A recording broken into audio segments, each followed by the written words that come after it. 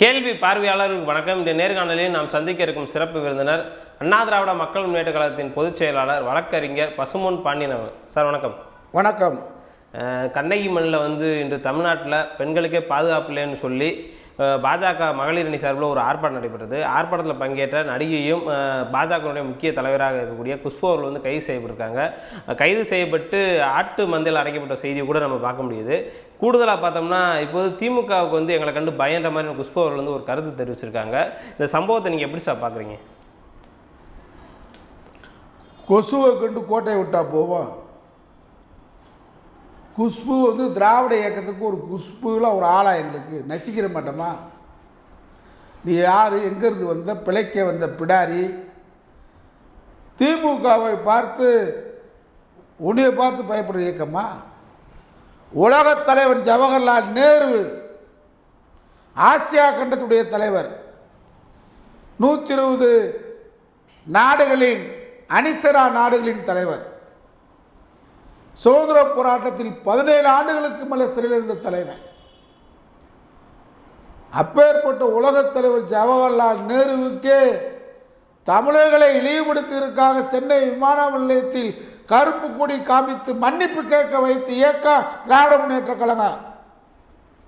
நடமாடும் பத்தினி தெய்வம் கண்ணகி குஷ்புவை கொண்டு வா, திமுக பயப்பட போகுது. கூவத்தில் இருக்கக்கூடிய கொசுனி, கூவத்தில் நாற்றம் அடிக்கிற ஒரு விட்டில் பூச்சினி, திமுக இதுக்கு அஞ்சுகிறது. இம்மென்றால் சிறைவாசம், ஏனென்றால் வனவாசம்.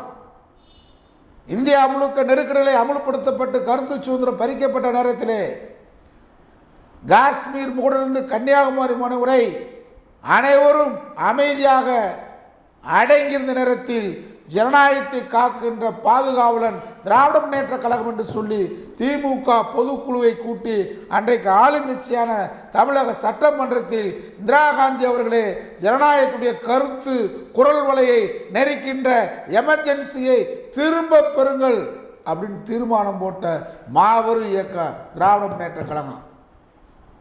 அதே இந்திரா காந்தியை சென்னை மெரினா கடற்கரையில் உட்கார வச்சு பேராசிரியர் அன்பழகன் தலைமையில் நடந்த கூட்டத்தில் கலைஞரை உட்கார வைத்து எமர்ஜென்சி காலத்தில் நடந்த தவறுகளுக்காக திமுக மேடையில் வருத்தம் தெரிவிக்கிறேன், மன்னிப்பு கேட்கிறேன் என்று சொன்ன வைத்து இயக்கம் திராவிட முன்னேற்ற கழகம். நேருவின் மகளே வா, நிலையான ஆட்சி தான் சொல்லி மீண்டும் இந்திரா காந்தியை டெல்லியில் உட்கார வச்ச இயக்கம் திமுக. குஷ்பு கூவத்தில் மிதக்கிற கொசு, நீ திமுகவை பார்த்து பேசுகிற. இன்னைக்கு பார்த்தீங்களா மதுரையில் நாடக கலைஞர் கண்ணகி மாதிரி வேஷம். நீங்கள் கண்ணகி மாதிரி வேஷம் தான் குஷ்பும் போட முடியும், பிஜேபிக்காக போட முடியும். நாசகார சக்தி ஆர்எஸ்எஸ் பெண்களை போக பொருளாக பார்க்கக்கூடிய கட்சி ஆர்எஸ்எஸ். பிஜேபி பெண்களை மனு தர்மத்தில் சூத்திரச்சின்னு சொன்ன கட்சி பிஜேபி. குஷ்பு காங்கிரஸ் இருக்கும்போது பாஜக கட்சியா பாலியல் கட்சியா அப்படின்னு கேட்டு உங்கள் பேட்டி எங்கள் கையில் இருக்கு. நீங்கள் கொடுத்த பேட்டி இருக்குமா? வடிவேல் ஒரு படத்தில் சொன்ன மாதிரி ராத்திரி பேசுனது நார வாயி, காலையில் பேசுனது நல்ல வாயா. இப்போ நீங்கள் எந்த வாயில் பேசுனீங்க? காங்கிரஸ் கட்சியில் இருக்கும்போது ஒரு பாலியல் கட்சி, பாஜகவுக்கு கட்சி தாவும் போது கூலிக்காக பணத்துக்காக விலை போகிற குஷ்புதான கட்சி மாறுறீங்க. எதுக்காக கட்சி மாறுறீங்க, அணி மாறுறீங்க? அன்னைக்கு பேசின பேச்சு எதுக்கு? எவ்வளோ ரேட்டு தானே. திமுக இருக்கும்போது ஒரு ரேட்டு, காங்கிரஸ் இருக்கும்போது ஒரு ரேட்டு, இப்போ பிஜேபியில் ஒரு ரேட்டு. அப்போ எதுக்கு நீங்கள் பேசுகிறீங்க? சமூகத்துக்கு போராளியா நீங்கள்? பெண்கள் போராளியா நீங்கள்? குஜராத்தில் பில்கிஸ் பானு வழக்கை பற்றி என்னைக்காக நீங்கள் பேசுகிறீங்களா? வாய்து நான் கேட்குறேன். நிறைய மாத கர்ப்பிணியை கடப்பாறையை கொண்ட குத்துறான், நிறைய மாத கர்ப்பிணியை கூட்டு பாலியல் பண்ணுறான், குழந்தை பிறந்த மறுநாள் அந்த பிள்ளையை கற்பழிக்கிறான், கொலை பண்ணுறான். 13 பேரை கொலை பண்ணுறான், நீதி கிடைக்கல. 1 மணி நேரம் உங்கள் யோகி குஜராத் முதலமைச்சராக மோடி இருக்கும்போது போலீஸ் ஸ்டேஷன் இழுத்து மூடி புகார் மனுவை வாங்க மறுக்கும்போது ஆட்டம் போடாத குஷ்பு பெண்ணா அண்ணா பல்கலைக்கழக மாணவிக்கு இந்தியாவிலேயே சவால் விட்டு சொல்கிறேன், 3 மணி நேரத்தில் குற்றவாளியை கண்டுபிடிச்சி சிறையில் அடைச்ச மாநிலம் தமிழ்நாடு திராவிட முன்னேற்ற கழகம், நம்முடைய திராவிட மாடல் முதல்வர் மாண்புமிகு ஸ்டாலின். என்ன ஆட்டம் போடுறீங்க? மதுரையில் வந்து கண்ணை வேஷம் போடுறீங்க. வேஷம் தான் போட முடியும், கண்ணை வேஷம் தான் குஷ்பு போட முடியும். கண்ணையா இருக்க முடியுமா நீங்க? கற்பு கரசியா இருக்க முடியுமா நீங்க?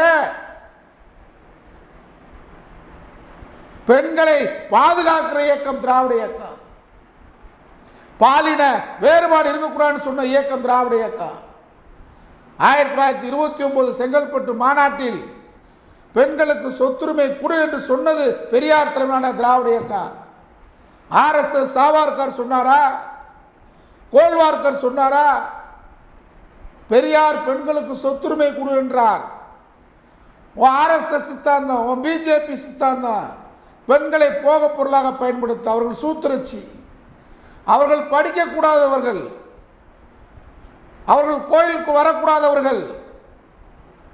நீங்கள் தானம்மா சொன்னீங்க திருமணத்துக்கு முன்னாடியே ஆணும் பெண்ணும் விரும்பி உடலுறவு வைத்துக் கொள்ளாமல் சொன்னது நீங்கள் தானே. அது என்ன கலாச்சாரமா? இது என்ன கலாச்சாரம்? குஷ்பு கலாச்சாரம். அதுக்கு பேர், இதுக்கு பேர் என்ன பேர் வைக்கலாம்? குஷ்பு இட்லின்னு வச்சேன், குஷ்புக்கு கோயில் கட்டினேன், ஆணும் பெண்ணும் திருமணத்துக்கு முன்னாடி எப்படி வேணாலும் இருந்துக்கலான்றது குஷ்பு கலாச்சாரம் பேர் வைப்போமா? குஜராத் மாநிலத்தில் மட்டும், குஜராத் நீங்கள் தேசிய மகளிர் ஆணையத்தில் இருந்தீங்க, வாங்கின காசுக்கு மேலே கூவாதீங்க, தெரிஞ்சு போகும் நீங்கள் எவ்வளோ ரேட்டுக்கு கூவுறீங்கன்னு. அதனால்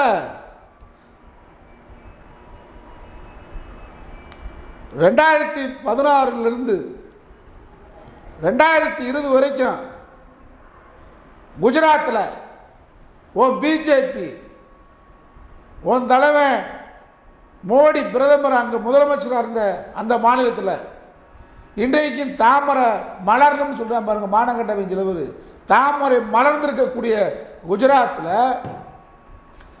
2014 2020 வரைக்கும் 40,000 பெண்களை காணவில்லை. சரியான முறையில் சொல்கிறேன், இங்கே யாரும் எங்கள் பிள்ளைய கிட்னாப்பிங் பண்ணலை, குழந்தைகள் காணவில்லை, 50 வயதுக்கு உட்பட்டவர்கள் காணவில்லை. எங்க இருக்கானே தெரியல. 2016 நான் சொல்றது தேசிய குற்ற ஆவணங்களுடைய அடிப்படையில் எழுத்துப்பூர்வமான புகார் மனுவை சொல்கிறேன். குஜராத்தில் தாமரை மலர்ந்துருக்குல்ல அக்கா, தமிழிசை மலரணும்னுவாங்க. மலர்ந்த ஊரில் பெண்களுக்கு என்ன நிலவரம்? குஜராத்தில் 2016 2020 வரைக்கும் 40,000 பெண்களை காணவில்லை. பச்சிளம் குழந்தைகள் 14 வயதிலிருந்து 50 வயதுக்கு உட்பட்ட பெண்கள். 2016 to 2014 7,150 பேர் காணவில்லை பட்டியல் இருக்கு. இது தேசிய குற்ற ஆவணங்களுடைய அறிக்கை. 2017 7,712 பேர் காணவில்லை. 2018 9,246 பேர் காணவில்லை.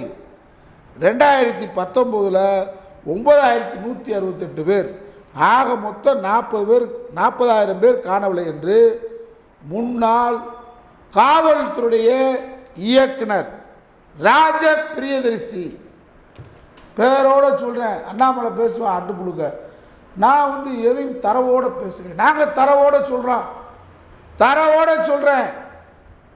ஆட்டம் முறையில் இங்கே என்னடா ஆட்டம்? உங்களுக்கு IPS உடைய முன்னாள் அதிகாரி கதிரின் சா, இவங்க 2 பேருடைய பேட்டி வந்திருக்கு. ஆமாம் 40,000 பேர் காணவில்லை. என்ன ஆனாங்க? குஜராத்திலிருந்து கடத்தி கொண்டு போய் விபச்சாரத்துக்காக வெளி மாநிலங்களில் வெளிநாட்டில் விற்கப்பட்டதாக தகவல். இதுதான் நிலவரம். மணிப்பூரில் ஓராண்டு காலமாக பெண்கள் நிம்மதியாக வாழ முடியல.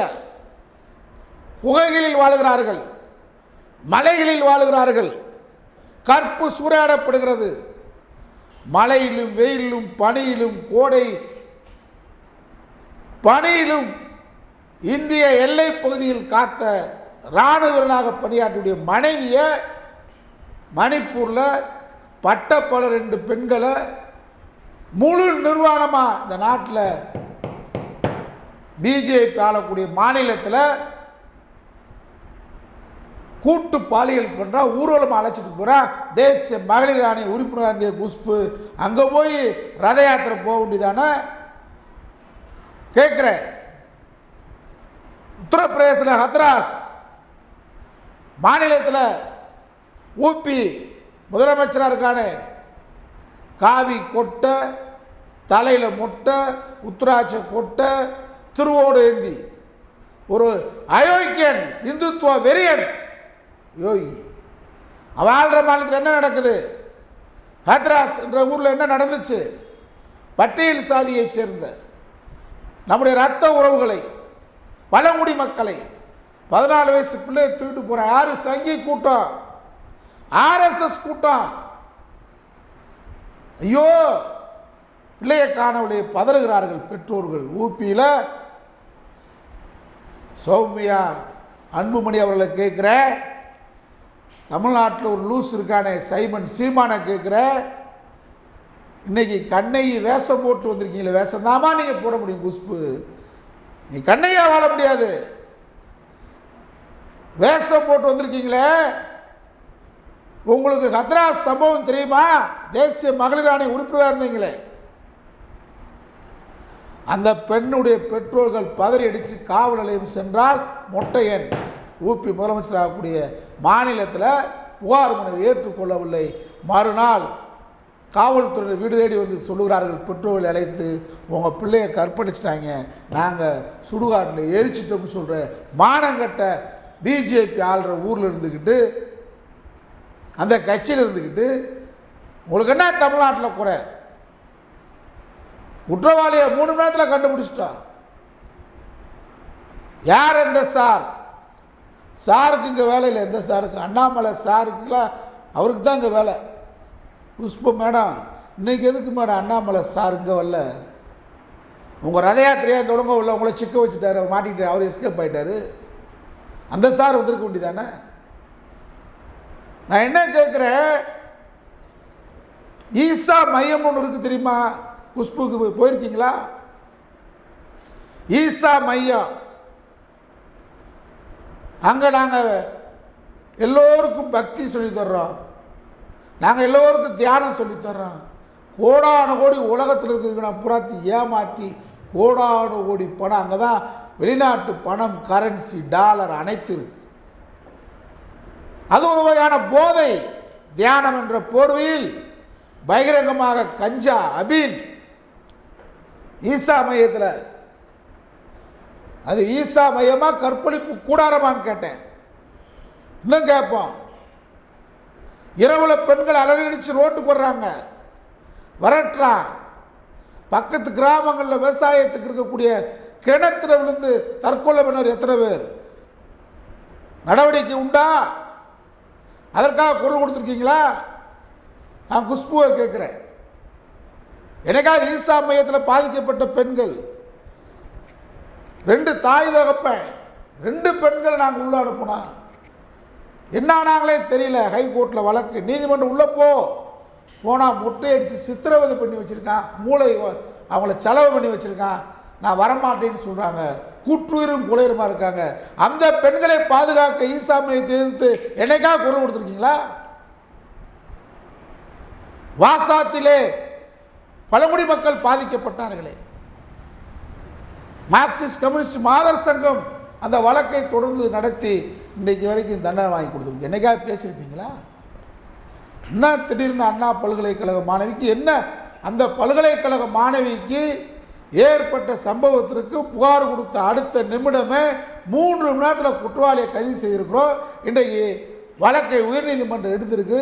என்ன ஒத்துழைப்பு தரமோ காவல்துறையும் அரசும் கொடுத்து கொண்டிருக்கிறது. எந்த குற்றவாளியும் திராவிட மாடல் அரசு தப்ப முடியாது. முதலமைச்சர் இரும்பு கரம் கொண்டு அடக்குவார். ஆனால் என்ன அரசியல் பண்ணுறீங்க நீங்கள்? அரசியல் பண்ணுறது யார்? நீங்கள் ஒரு விரல் நீட்டி குற்றம் சொன்னாலும் உங்களை நோக்கி 100 விரல் வரும். இருக்கா? நான் சொன்னது பூரா இருக்கா இல்லையா? இந்தியா பூரா உண்ணாவ் உத்தரப்பிரதேசத்தில் கற்பழிக்கிறான், கொலை பண்ணுறான். நீ புகார் கொடுத்து நீ ஜெயிலுக்கு அனுப்புனா பெயிலில் வந்து உன்னை கொலை பண்ணுவேன்னு மிரட்டியிருக்கான் ஒரு சட்டமன்ற உறுப்பினர் இல்லையா? கர்நாடகத்தில் முன்னாள் பிரதமர் மகன் பேரன் வீட்டு வேலை பார்க்கக்கூடிய பிள்ளைகளை பாலியல் பண்ணாங்களே, என்னைக்காவது தேசிய மகளிர் ஆணையம் இந்த பக்கத்து மாநிலம் தானே கர்நாடகா குரல் கொடுத்துருக்கீங்களா? எது விஜயலட்சுமின்னு ஒரு பொண்ணு 13 வருஷமா கத்துது. சீமானுக்கு அவங்களுக்கு உடன்படிக்கை இருந்திருக்குன்னு வச்சுக்கிடுவான். ஒரு நடிகை, நான் குஷ்புவை கேட்குறேன், நீங்கள் ஒரு நடிகை, சீட்டிங் பண்ணிட்டேன் சீமாலாம் வெளியே வந்து பேசுறது யோக்கியம் இருக்கா அவனுக்கு? ஒன்று இன்னும் பேசல. 2009 ஈழத்தில் உச்சக்கட்ட போர் இருக்கும்போது நீ என்கிட்ட உச்சக்கட்டமாக இருந்தேன்னு சொல்லுது. என் நகை ஆட்டையை போட்டுன்னு சொல்லுது. சீட்டிங், கற்பழிப்பு, திருட்டு அவ்வளவும் பண்ணியிருக்கா ஒரு பெண்ணை. தமிழ்நாட்டில் யாராவது ஒருத்தர் குரல் கொடுத்துருக்கோமா? யாராவது ஒருத்தர்? அந்த பெண்ணு இன்னைக்கு கூட அந்த பெண்ணு ஆடியோ போட்டிருக்கிறாங்க. இன்னைக்கு ஆடியோ எனக்கு போட்டு அனுப்பிச்சிருக்காங்க.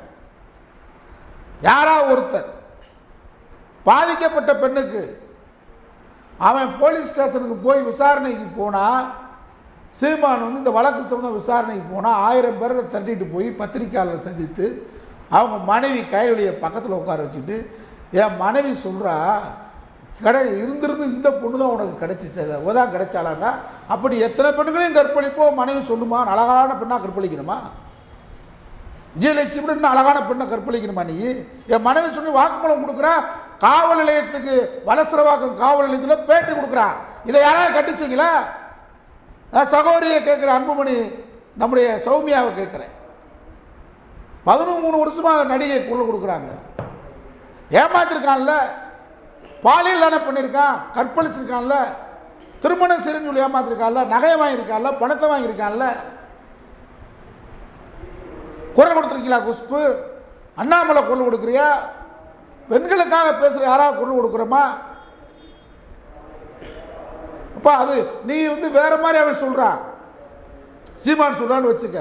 அப்படியே தான் பாதிக்கப்பட்ட உடன்படிக்கை இல்லையில உன் மேலே. உங்களுக்குள்ள ஒரு ஒப்பந்தம் முறிஞ்சிருச்சுல்ல, ஏமாத்திருக்கீல.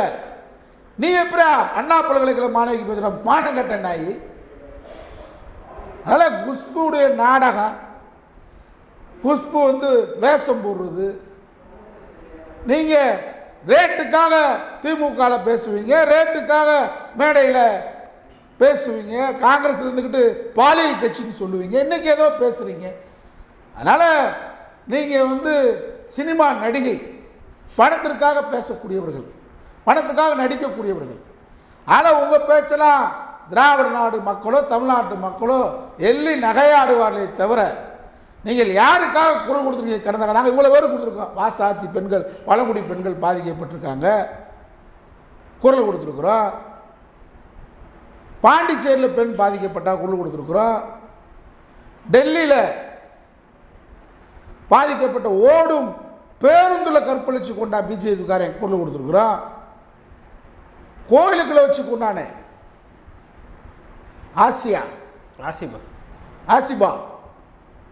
ஆசிபாவுடைய வழக்கு என்னைக்காவது பேசியிருக்கீங்களா?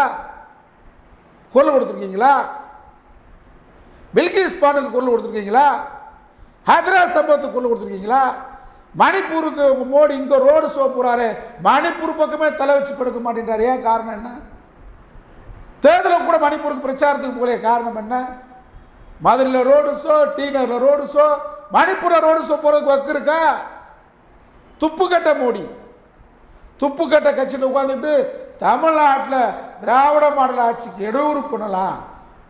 சல்லித்தனமான வேலை. இந்த வேலை நடவடிக்கை எடுக்கலன்னா நீ சொல்லு. நடவடிக்கை எடுக்கப்பட்டிருக்கு. இரும்பு கரம் கொண்டு அடக்கக்கூடிய ஆற்றல் திராவிட முன்னேற்ற கழகத்துக்கு உண்டு, திராவிட மாடல் அரசுக்கு உண்டு. அதில் உங்கள் சலசலப்புகள்லாம் பணங்காட்டி நரி திராவிட முன்னேற்ற கழகம் திராவிட மாடல் அரசை நடத்துகிற நம்முடைய முதலமைச்சர். ஆகவே நீ எல்லாம் பார்த்து சூரியனை பார்த்து நாய் குறைத்தது போன்றுதான் திமுகவை பார்த்து ஆட்சியை பார்த்து குஷ்பு என்ற நாய் குறைத்து கொடுப்பதுதான். அதுவும் அல்சியஸ் நாய் கிடையாது. நீங்களாம் கூவத்தில் இருக்கக்கூடிய நாய். உங்களை மக்கள் பார்த்துக் கொள்வார்கள். எச்சரிக்கை. நன்றி சார். நன்றி.